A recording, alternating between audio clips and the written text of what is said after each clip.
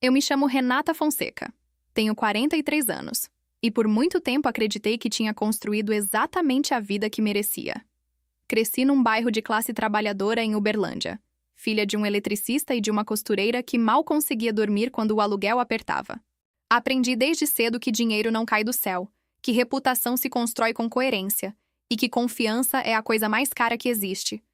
Esses valores não foram ensinados em discurso. Foram vividos na pele, na mesa do jantar, nas sextas-feiras em que minha mãe calculava centavo por centavo antes de ir ao mercado. Aos 22 anos, abri minha primeira loja, uma pequena papelaria no centro de Uberlândia, com estoque comprado a prazo e prateleiras que eu montei sozinha num sábado de setembro. Nos primeiros 2 anos, não me paguei salário fixo. Reinvesti tudo. Dormia pouco e acordava antes das 6 para abrir às 8 em ponto, porque sabia que cliente que encontra a porta fechada no horário não volta 2 vezes.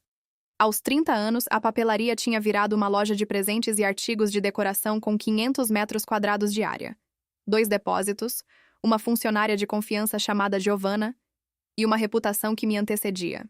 Fornecedores me ligavam para oferecer novidades antes de qualquer outra loja da cidade. Feiras chegavam com convite sem que eu pedisse. Não era sorte. Era a soma de 18 horas por dia durante 8 anos. Foi nessa época que conheci Fábio. Ele tinha 34 anos, era gerente de projetos numa construtora regional e tinha um jeito de entrar num ambiente que fazia todo mundo se virar na direção dele. Não era o tipo de charme que performa. Era uma presença quieta, segura, que transmitia competência sem precisar anunciar. Na primeira vez que me convidou para jantar, chegou pontual, não ficou no celular uma vez sequer, e me fez perguntas sobre o negócio com uma atenção genuína que me desarmou completamente. Casamos 18 meses depois, numa cerimônia pequena com 52 convidados num sítio a 40 quilômetros da cidade. Não houve grandiose, foi bonito justamente porque era honesto. Nos primeiros anos, éramos uma equipe. Ele crescia na construtora, eu expandia a loja. Dividíamos as contas com rigor, discutíamos investimentos juntos, tínhamos o mesmo horizonte de longo prazo, uma aposentadoria confortável antes dos 60, uma casa na praia, e talvez uma pequena pousada para manter as mãos ocupadas quando o ritmo diminuísse. Cláudia Rezende, era minha amiga desde os 26 anos. Nos conhecemos numa feira de artesanato onde ela vendia bijuterias e eu comprava fornecedores. Era dessas amizades que parecem inevitáveis. O mesmo humor, a mesma teimosia, a mesma disposição para rir de si mesmo. Ela era madrinha do nosso casamento. Tinha uma chave da minha casa. Sabia do meu extrato bancário melhor do que minha própria mãe. Em março do 12º ano de casamento, a vida parecia boa. Não perfeita, nunca perfeita, mas boa da forma que importa. A loja faturava bem. Tínhamos acabado de fechar um fundo de investimento conjunto, eu e Fábio, com R$ 142 mil de aplicação inicial, resultado de anos de economia deliberada. Claudinha estava passando por uma separação difícil e vinha jantar em casa quase toda semana. Eu não via nada. Nada mesmo. E não é que eu fosse ingênua. É que a traição mais eficiente é aquela que se disfarça de rotina. Tartar. O primeiro sinal que eu ignorei, porque na época não parecia sinal nenhum, foi em maio daquele ano. Fábio começou a trabalhar mais tarde. Não de forma dramática, não de uma semana para outra. Foi gradual, como sempre é. Primeiro eram 30 minutos a mais algumas vezes por semana. Depois passou a ser 1 hora. Depois 2. Ele explicava com a linguagem certa. Novo contrato, prazo apertado, cliente exigente. Eu conhecia o mercado de construção, sabia que os picos existiam. Não questionei. O que eu não sabia, e só descobriria meses depois, é que naquele período ele havia sacado 2 vezes do fundo conjunto, em valores que não disparavam o alerta automático que configuramos. R$ 8.000 numa segunda-feira de junho e R$ 7.500 numa sexta-feira de julho. R$ 15.500 que saíram sem que ele me dissesse uma palavra. Havia outro detalhe que eu notei, mas descartei na época. Fábio havia mudado a senha do aplicativo bancário compartilhado. Quando perguntei, ele disse que o banco tinha mandado uma notificação de segurança e que precisava atualizar. Mostrou a tela do celular com uma mensagem de sistema. Pareceu plausível. Aceitei. Em agosto, aconteceu o primeiro episódio que me deixou desconfortável de verdade. Estávamos num jantar de aniversário de um casal amigo, Rafael e Soraya, com mais umas 12 pessoas ao redor da mesa.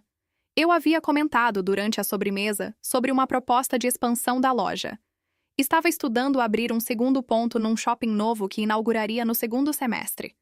Era uma ideia que eu tinha discutido com Fábio semanas antes, e que ele havia apoiado com entusiasmo. Então, sem aviso, ele virou para a mesa e disse com um sorriso fácil: Renata sempre foi de sonhar grande.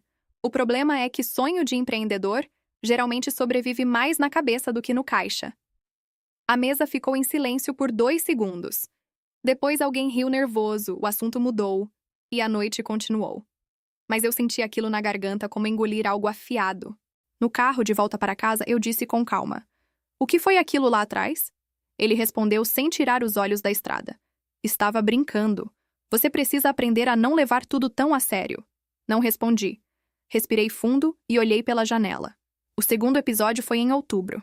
Fábio chegou em casa numa tarde de quinta-feira. Saiu mais cedo do trabalho, coisa rara, e começou a reorganizar a gaveta onde eu guardava os extratos e documentos do fundo. Perguntei o que estava procurando. Ele disse que queria dar uma olhada nos números. Achei estranho, mas não insisti. 3 dias depois, ao acessar o aplicativo do banco para pagar um fornecedor, vi que havia uma movimentação que não reconhecia. R$ 22 mil transferidos para uma conta com um nome que eu nunca tinha visto. Diego Mantovani. Liguei imediatamente para Fábio.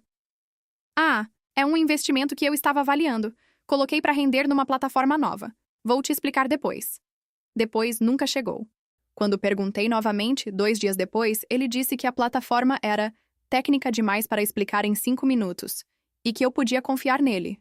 Disse isso com um tom que misturava paciência e condescendência, como quem explica algo óbvio para alguém que não tem capacidade de entender. Giovanna, minha funcionária de longa data na loja, foi quem me disse a frase que ficou na minha cabeça por semanas. Dona Renata, eu não sei nada, mas quando alguém diz que vai explicar depois e nunca explica, é porque a explicação não existe. Eu agradeci o comentário e disse que estava tudo bem. Não estava. O terceiro episódio foi o mais humilhante, e aconteceu na frente de Claudinha. Era um sábado de novembro, às 3 da tarde. Claudinha estava em casa, como de costume, bebendo café na minha cozinha enquanto eu atendia uma ligação de fornecedor na varanda. Quando terminei e voltei para dentro, Fábio estava apoiado no balcão com os braços cruzados, e Claudinha olhava para o celular com uma expressão que não era exatamente desconforto. Era algo que eu não soube nomear na hora. Fábio disse sem preâmbulo: Você deixou a conta do supermercado vencer de novo. Eu disse que tinha pago na semana anterior. Não pagou. Chegou o boleto de novo com multa. Peguei meu celular, abri o aplicativo, mostrei o comprovante. Ele olhou, deu de ombros e disse: Tudo bem, me enganei. E foi para o quarto sem mais nada. O que me ficou não foi a acusação falsa, foi o tom. Era o tom de quem não está testando uma teoria, está afirmando uma narrativa. Como se ele soubesse, antes de falar, que eu ia me defender, e o ponto todo fosse me colocar numa posição de justificativa na frente de outra pessoa. Claudinha estava ali. Eu tive que apresentar comprovante para o meu próprio marido, dentro da minha própria casa, na frente da minha melhor amiga. Claudinha ficou olhando para mim com um silêncio que deveria ser solidário, mas que, em retrospecto, era outra coisa. Disse apenas: Ele deve estar estressado com o trabalho. Eu aceitei essa explicação. Fui lavar a xícara para ter algo para fazer com as mãos. Naquela tarde, depois que ela foi embora, tentei conversar com Fábio. Bati na porta do quarto, entrei, sentei na beira da cama e disse com cuidado: Fábio, se tem alguma coisa errada, me fala. Se está com estresse, se está com algum problema no trabalho, eu quero saber. Ele nem tirou os olhos do celular. Disse: Não tem nada de errado. Você é que fica procurando problema onde não tem. Não estou procurando problema. Estou tentando conversar. Renata. Agora ele me olhou, com uma paciência que era condescendência disfarçada. Você é uma mulher muito capaz nos negócios, mas às vezes você aplica essa capacidade de análise em coisas que não precisam de análise. A gente está bem. Relaxa. Saí do quarto. Fui para a varanda. Fiquei olhando para o jardim até escurecer. O quarto episódio aconteceu em janeiro do ano seguinte. E foi quando eu percebi que algo estava seriamente errado. Não apenas com Fábio, mas com todo o cenário ao meu redor. Fui ao banco pessoalmente para revisar o extrato do fundo conjunto. A atendente que me recebeu, Uma moça jovem chamada Letícia, que me atendia há 2 anos, teve uma expressão brevíssima de desconforto antes de compor o rosto em profissionalismo. Me entregou o extrato. O saldo, que deveria ser de R$ 128 mil, após as deduções que eu já sabia, era de R$ 73.800. Fiquei olhando para o papel por um tempo que não sei medir. Perguntei a Letícia quando tinham sido feitas as últimas movimentações. Ela apontou 4 transferências no período de outubro a dezembro: R$ 11 mil, R$ 18 mil, R$ 8.500 e R$ 17 mil. Total, R$ 54.500 retirados em 4 meses, além dos R$ 15.500 que eu já sabia de antes. R$ 70 mil. Em 10 meses. Sem uma conversa. Sem uma explicação que durasse mais do que 45 segundos. Voltei para casa com o extrato na bolsa e o estômago num nó que não era de raiva ainda. Era de medo. Aquele medo específico de quando você percebe que a realidade que estava habitando era uma construção e que a construção está rachando. Naquela noite não dormi. Fiquei deitada de costas no escuro, ouvindo Fábio respirar ao lado, e pensei em tudo que havia ignorado, justificado, minimizado. Acordei às 4 da manhã com as mãos frias e passei o restante da madrugada fazendo café que não bebi. Não disse nada ainda. Respirei fundo e comecei a observar. A descoberta não chegou de forma dramática. Não foi uma cena de filme. Foi um detalhe pequeno, quase banal, que abriu uma porta que eu não estava preparada para ver do outro lado. Era uma terça-feira de fevereiro, início da manhã. Fábio havia saído cedo e esquecido o carregador do notebook em cima da mesa da sala. Fui levar para o escritório dele. Ele trabalhava algumas manhãs em casa num cômodo que usávamos como escritório. E ao abrir a porta, vi que o notebook tinha ficado ligado, em modo de espera. A tela acendeu com um movimento. Eu ia fechar o computador e deixar o carregador ao lado. Mas o que estava aberto na tela me parou. Era uma conversa no WhatsApp Web. O nome no topo era Clau. Não precisei ler muito. Bastaram 3 mensagens para entender tudo. Na primeira, Claudinha dizia: "O apartamento ficou lindo. Você tem certeza que ela não vai desconfiar do valor?" Na segunda, Fábio respondia: "Ela não olha os extratos direito. E mesmo que olhe, eu tenho explicação." Na terceira, Claudinha mandava uma foto. Uma foto do interior de um apartamento decorado. Sofá bege, plantas, quadros nas paredes. E a legenda: "Nossa casinha, finalmente." Fiquei em pé no meio do escritório por um tempo que não sei quanto foi. Meu primeiro pensamento não foi de raiva. Foi de uma clareza gelada, quase clínica. Então era isso. Não era só uma traição. Era uma operação. Fábio havia usado o dinheiro do nosso fundo conjunto, o dinheiro da nossa aposentadoria, construído em anos de trabalho, de escolhas, de abdicações, para financiar um apartamento para ele e Claudinha, minha melhor amiga, a madrinha do meu casamento. A pessoa que tinha a chave da minha casa e que eu havia consolado durante meses pela separação dela. Uma separação que percebi agora, provavelmente havia liberado o terreno para que ela e Fábio se assumissem de vez. Peguei meu celular, fotografei a tela do computador. Fotografei 3 vezes, de ângulos diferentes, para garantir nitidez. Fechei o notebook, deixei o carregador ao lado e saí do escritório. No corredor parei, respirei. Senti meu coração batendo forte, mas não desordenado. Era um ritmo de quem acabou de entender que tem muito trabalho pela frente. Voltei para a cozinha. Terminei meu café. Liguei para Giovanna e disse que ia chegar um pouco mais tarde na loja. E então, com a calma de quem finalmente sabe exatamente onde está pisando, comecei a planejar. A primeira coisa que fiz foi não fazer nada por 48 horas. Essa foi a decisão mais difícil. E a mais importante. Eu queria confrontar, queria ligar, queria aparecer no apartamento que eu nem sabia o endereço e destruir tudo que encontrasse pela frente. Mas sabia, com uma lucidez que me surpreendeu, que uma pessoa que reage no calor da hora é uma pessoa que perde. E eu não estava disposta a perder. Na quinta-feira seguinte, fui ao escritório do Dr. Heitor Cavalcante, advogado especializado em direito de família que havia sido indicado pela minha contadora, Mirella. Marquei a consulta com o meu próprio nome, pagando a taxa particular, sem mencionar para ninguém. O Dr. Heitor era um homem de uns 55 anos, cabelos grisalhos, ternos discretos e um jeito de ouvir que transmitia que nada que você dissesse ia surpreendê-lo, o que naquela situação era exatamente o que eu precisava. Ele ouviu tudo em silêncio. Quando terminei, fez 3 perguntas. quanto estava no fundo antes das retiradas, se havia contrato de união de bens e se eu tinha documentação das movimentações. Respondi que o fundo começou com R$ 142 mil, que éramos casados em comunhão parcial de bens e que tinha o extrato impresso comigo. Ele olhou o extrato, fez algumas anotações e disse: "O problema central aqui não é a traição, emocionalmente é, mas juridicamente o que importa é o desvio patrimonial. Transferências do fundo conjunto sem sua anuência ou conhecimento, para fins pessoais não declarados, configuram administração fraudulenta de bem comum. Isso é acionável." Perguntei o que eu precisava para ter um caso sólido.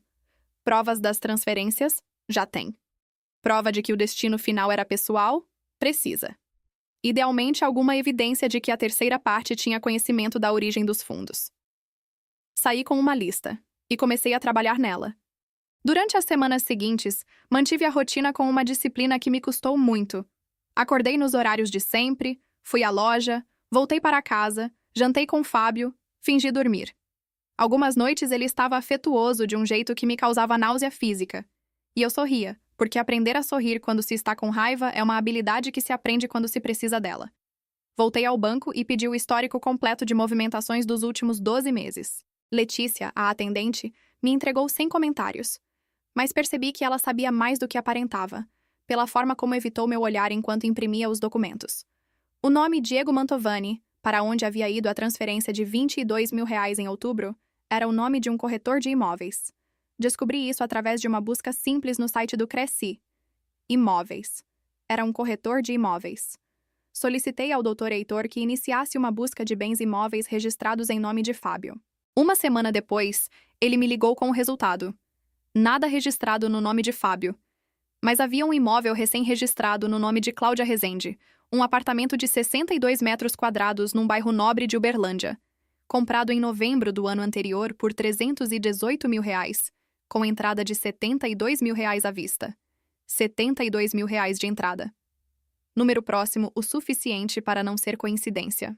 Pedi ao Dr. Heitor que verificasse se havia algum vínculo rastreável entre a conta de Fábio e a conta de Diego Mantovani. Ele entrou com uma solicitação formal. Levou 2 semanas, mas chegou. Havia uma transferência intermediária. O dinheiro passava por uma conta de pessoa jurídica registrada no nome de um cunhado de Diego, que por sua vez repassava para Diego. Um circuito simples, mas suficientemente documentado. O aliado mais importante surgiu de onde eu menos esperava. Isabel, a irmã mais velha de Fábio, me ligou numa tarde de março. Não éramos íntimas. Nos víamos em datas comemorativas, trocávamos mensagens esparsas, mas havia uma cordialidade real entre nós. Ela disse sem rodeios: "Renata, eu preciso te dizer uma coisa que estou guardando faz tempo e não consigo mais guardar." 2 meses antes, Isabel havia encontrado mensagens no celular de Fábio enquanto emprestava o aparelho para ligar numa emergência. Não leu por curiosidade. Leu porque o nome que apareceu era o da Claudinha, com um coração vermelho, e alguma coisa dentro dela não deixou passar. "Eu confrontei ele", ela disse.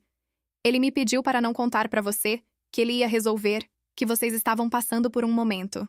Eu fui idiota de acreditar. Mas vi você no aniversário da minha mãe no mês passado e não consegui olhar para a sua cara e ficar quieta." Perguntei se ela estaria disposta a assinar uma declaração do que havia visto. Ela ficou em silêncio por alguns segundos. Depois disse: "Sim." Enquanto Fábio chegava em casa às 8 da noite com o papo de sempre sobre reuniões e prazos, eu já havia entregado ao Dr. Heitor os extratos completos, o registro do imóvel de Claudinha, o rastreamento da transferência via corretor, a declaração de Isabel e as fotos da conversa no notebook. O Dr. Heitor disse que tínhamos material suficiente para uma ação de anulação de atos de administração com pedido de ressarcimento patrimonial. Faltava apenas escolher o momento. O momento escolheu a si mesmo quando Claudinha me ligou, em meados de março, para me convidar para o jantar de aniversário dela. 50 anos, um restaurante privativo, 35 convidados entre família e amigos próximos. "Vai ser especial", ela disse. "Você precisa estar lá." Respondi que claro que estaria, que não perderia por nada. Desligou. Olhei para a parede por um momento, e então liguei para o Dr. Heitor. O jantar de aniversário de Claudinha foi marcado para uma sexta-feira de abril, num restaurante italiano no centro da cidade com salão privativo para grupos.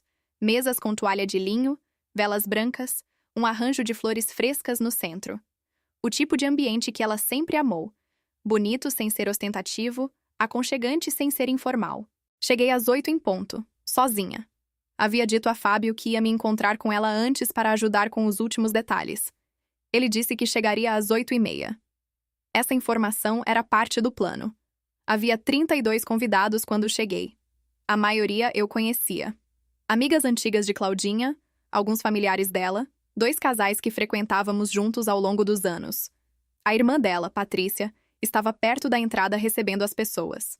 Me cumprimentou com um abraço e disse que Claudinha estava ao fundo, dando os últimos retoques. Fui cumprimentando as pessoas com calma. Tomei um copo de água. Esperei. Às 8h20, Fábio chegou. Entrou pelo salão sorrindo, cumprimentou pessoas, me deu um beijo no rosto. Estava bem vestido, de bom humor. Perguntou se estava tudo certo. Disse que sim.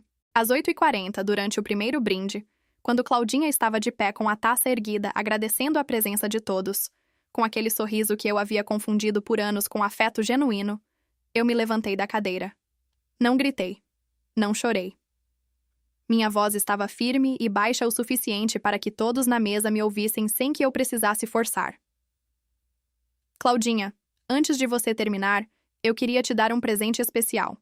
Afinal, são 50 anos, e amizades como a nossa merecem uma homenagem à altura. Ela me olhou com aquele sorriso ainda semi-congelado no rosto. Peguei a pasta que estava ao meu lado, discreta, de couro marrom, que eu havia colocado encostada na cadeira desde que cheguei, e coloquei sobre a mesa. Abri. Eram cópias. O extrato do fundo com as movimentações, o registro do imóvel no nome dela, o rastreamento da transferência e a impressão da fotografia da conversa no WhatsApp web com a legenda "Nossa casinha, finalmente". 70 mil reais do nosso fundo de aposentadoria foram para a entrada do seu apartamento novo. Tenho tudo documentado. O meu advogado já protocolou a ação. O silêncio que caiu naquele salão foi o tipo que pesa. Não era surpresa apenas. Era a qualidade específica do silêncio de quem está processando uma traição em tempo real. Claudinha ficou branca. A taça na mão dela desceu devagar até a mesa. Fábio se levantou. Renata, isso não é o lugar. Não é? Olhei para ele com calma. Você preferiu que eu descobrisse sozinha no extrato do banco, então eu achei que você não se importava muito com o lugar. Ele tentou de novo. Você está exagerando, isso é mais complexo do que... Você disse na sua própria conversa com ela, e apontei para a foto na mesa, que eu não olhava os extratos direito, que mesmo que eu olhasse você tinha explicação. Fiz uma pausa breve. Então me dará a explicação agora, com plateia. Não havia explicação. O que havia era o rosto de Fábio virando uma cor entre vermelho e cinza, e os olhares das 32 pessoas naquele salão indo de mim para ele e para Claudinha e voltando. A irmã de Claudinha, Patrícia, foi a primeira a se mover. Pegou a pasta, olhou os documentos por alguns segundos e pousou de volta na mesa sem dizer nada. Mas a expressão dela disse: Peguei minha bolsa. Peguei a pasta. Endireitei a roupa. Feliz aniversário, Claudinha. Minha voz estava exatamente no mesmo tom de quando tinha chegado. Espero que o apartamento valha. Saí pelo salão com passos regulares, sem pressa, sem olhar para trás. A porta se fechou atrás de mim com um som suave. Do lado de fora, o ar de abril estava fresco. Caminhei até o carro, sentei, coloquei o cinto, e só então, por uns 40 segundos, fechei os olhos e respirei. Nos dias seguintes ao jantar, não fiz nenhum esforço para acompanhar o que estava acontecendo. Não precisei. As informações chegaram sozinhas. Patrícia, a irmã de Claudinha, me mandou uma mensagem 2 dias depois. Era curta. Você tinha razão em cada detalhe.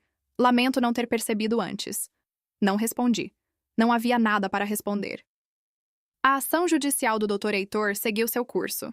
No prazo de 30 dias após o protocolo, Fábio foi notificado formalmente. Seu advogado tentou argumentar que as transferências eram investimentos conjuntos de decisão bilateral, posição que se desfez imediatamente diante da documentação que tínhamos, especialmente da declaração de Isabel e do rastreamento via corretor.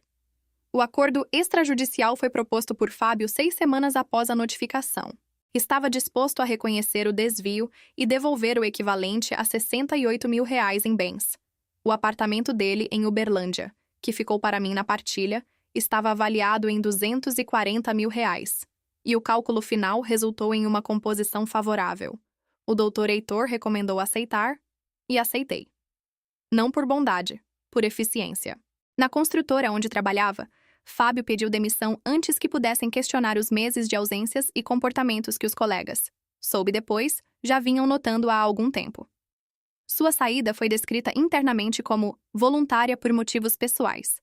Uma gentileza da empresa que, na prática, manteve apenas a aparência de dignidade. Claudinha perdeu a maioria das amizades que tínhamos em comum. Não porque eu tenha pedido a alguém que tomasse partido, simplesmente não pedi nada a ninguém. Mas as pessoas têm memória. E quando alguém que sorria para você toda semana aparece num extrato como destino de R$ 70 mil desviados, a conta fecha sozinha. Soube, por Isabel, que os dois continuaram juntos por alguns meses. Depois Claudinha descobriu que Fábio havia mantido, simultaneamente a traição com ela, uma outra situação com uma mulher numa cidade diferente. Isso foi informação que Isabel me passou com um tom de quem não sabe se deve ou não contar. Eu ouvi, agradeci, e não senti absolutamente nada além de uma espécie de cansaço intelectual diante da extensão do que havia sido construído à minha volta. Fábio tentou me mandar uma mensagem em agosto, 4 meses após o jantar. Era longa. Usava palavras como arrependimento, e momento de fraqueza, e complexidade emocional. Não respondi. Bloqueei o número após ler, não de raiva, mas porque não havia nada naquele texto que exigisse resposta. O apartamento que ficou para mim na partilha eu coloquei para alugar. Rende R$ 3.200 por mês. É uma quantia que não muda a minha vida, mas que me agrada de um jeito que não é apenas financeiro. Hoje moro num apartamento menor, no mesmo bairro, que escolhi com a mesma atenção que coloco em tudo que faço. Boa iluminação, pé direito alto, uma varanda virada para o leste onde o sol entra cedo. A loja passou por uma reestruturação que eu já vinha adiando faz tempo. Mudei o mix de produtos, contratei mais uma pessoa, abri o segundo ponto no shopping que havia cogitado antes. No primeiro semestre após a abertura, faturamos 32% a mais do que no mesmo período do ano anterior. Não é magia, é trabalho, mas é bom quando o trabalho e resultado andam na mesma direção. Reconstruí o fundo de investimentos. Está no meu nome, numa corretora que escolhi depois de pesquisar 3 meses, e o saldo atual é de R$ 97 mil.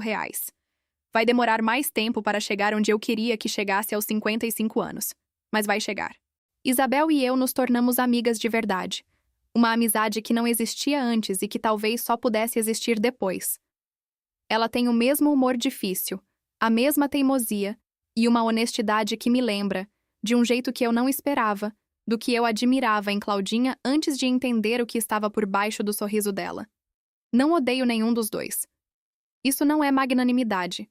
É apenas que ódio consome energia que eu prefiro usar em outra coisa. O que aprendi depois de tudo é que a forma mais sofisticada de traição não é a que acontece de uma vez. É a que se instala devagar, usando a sua própria confiança como matéria-prima. E que o antídoto não é desconfiar de todo mundo. É saber que você, quando precisar, tem a capacidade de agir com a mesma frieza que usaram contra você, só que com documentação. Tem uma frase que o Dr. Heitor disse no dia em que assinamos o acordo, enquanto arrumava os papéis na mesa dele. A maioria das pessoas que me procura quer vingança. Você quis resultado. É por isso que saiu melhor. Não sei se saí melhor. Sei que saí. E às vezes, quando sento na varanda de manhã com o café ainda quente e o sol entrando pelo lado leste, penso que isso, simplesmente isso, é suficiente.